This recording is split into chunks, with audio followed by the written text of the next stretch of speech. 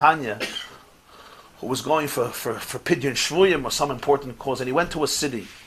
And the city, those were the days, there was some tension, some intense tension in the Jewish world.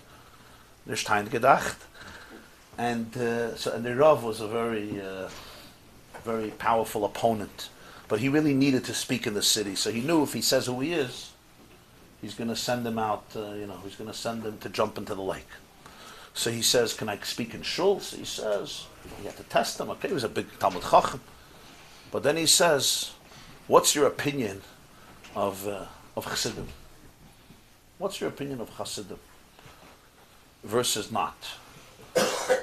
So he says to him, I'll tell you, not Chassidim think about God all day, and Chassidim think about themselves all day. He says, I like you. I like you.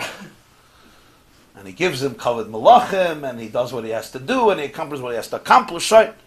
Sunday he had to leave after breakfast, after Shachris. So he thanks him, and he says, I just want to clarify what I meant when I met you on Friday. What I meant was as follows.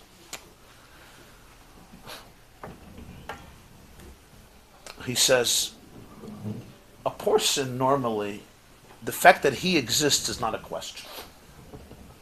That's a given. So what does he think all day? If God exists. Does he exist? Does he really exist? Why he exists? Should he exist? Who knows he exists? What does it mean that he exists? So he's thinking about God all day.